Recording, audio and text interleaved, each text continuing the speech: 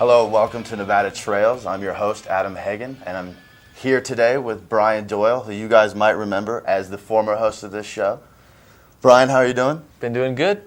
We're here today to talk about hang gliding. Brian's been busy since he's left this show. Yeah, pretty much all I do anymore is hang gliding. How'd you get into it? On the show, I was driving down Highway 395 out there, Washoe Valley, and saw the hang gliders on the side of the road and decided, hey, there's a good guest. And went up there, and they pretty much said, well, you got to go up in the glider. So after that, Were you a little bit scared at first to go up in the glider? I'd never even seen it before, and I was terrified. Absolutely. And, it's a little bit of base jumping. It's got a little bit of everything to it. Rolled into one. Exactly, but haven't been able to find anything to top it yet. That's outstanding. Excitement and just length of time, So. Well, where did you go to learn? I went to Thermal Sky Sports, which is a local hang gliding teacher business, whatever. They sell hang gliders, all that stuff. They actually have a website, iflyhanggliders.com, and just kind of hooked up with them. We filmed the lessons. Awesome. So, it was just part of the show, and they did a really good job. Any embarrassing moments on film? Yeah, well, we brought something in for you guys, but I whacked a couple times running it, and things happen, and it was really smooth, actually. I didn't get hurt when I was training. It was a big concern for me. Right. That's, gliding off the side of a mountain. Yeah. Possibility you could do something A little wrong. dangerous. A little dangerous? Yeah. What about the equipment? The equipment, basically, there's all kinds of equipment. There's beginner stuff, which is a single surface glider versus a dual surface glider. And the single surface glider is very docile. So, when you learn, you're learning on this huge glider, and it pretty much corrects itself. It would probably fly itself if you put a potato sack on it and threw it off the hill. But they let you use the equipment. And so when you're learning, they just here's all the equipment and training harness, helmets, all that good stuff. How's the training progression go? How's that move along? Well, we start off running and learning to flare, which is actually how you land. And then we go into a scooter tow, which is a scooter with a wheel that's got just some string on the wheel. And you're hooked to it. They pull you along, and they pull you about 3 feet off the ground. So you can feel how, you can turn it a little bit and learn how to land. Big part of the whole flying thing is landing. Right. And then you go up to basically the backside of Duck Hill, and they put you off at 100 feet. And then you go off the front side of Duck Hill. And then that one is 900 feet or so. Well, this picture right here is actually you going off of Duck Hill. Yeah, and that's Slide Mountain right there, but there's the training right there. You got the harness, all that other stuff, and helmet is definitely required. But they push you off Duck Hill. They don't push you off. You run off by yourself. Right. And it's just a steady progression. You're there for probably about 10 or 12 flights, until they say you're ready. How long is each lesson? The lessons are 3-4 hours, and there's probably 7 to 10 of them, depending on how well you do, how long you stretch out your training, because you forget stuff if you don't do it back to back. But we got off Duck Hill in about 10 flights, and I really had to beg. I was like, I want to go to Slide Mountain. Come on, let me go. Well, tell me about your certification. Okay. Well, basically, Duck Hill is where you'll get the H1. So it's a Hang 1. And you can't go anywhere without an instructor with a Hang 1. That just means that you can put the glider together, you can pre-flight it, you can launch, and you can land. So you have a basic idea of what you're doing.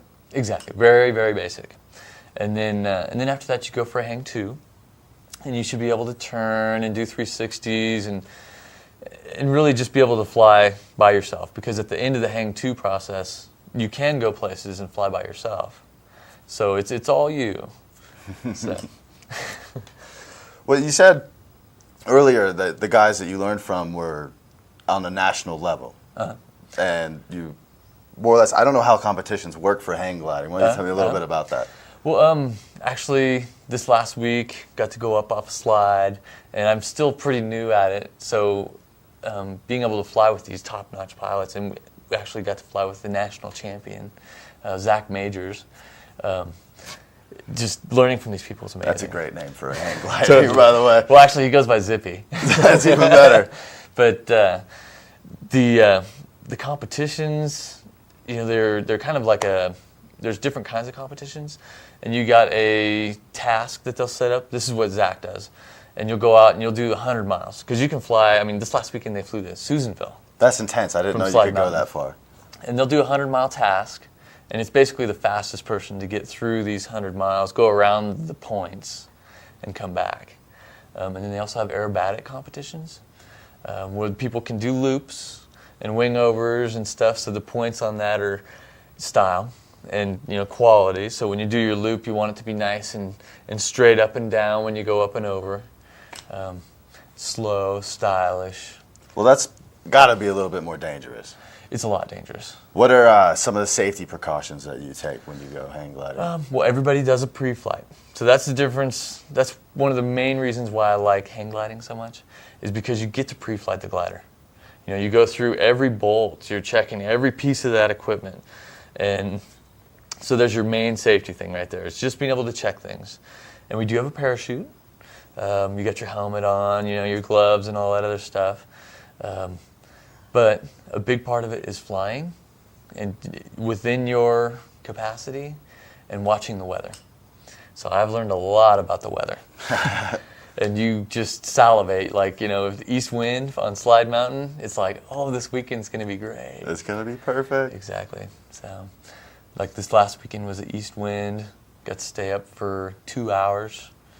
That's amazing that you can actually stay aloft for 2 hours. Yeah, got up to 12,000 feet, too. That's intense. Yeah. Were you a little nervous at 12,000 feet? Actually, I've just been, once I'm in the air, it's just relaxing.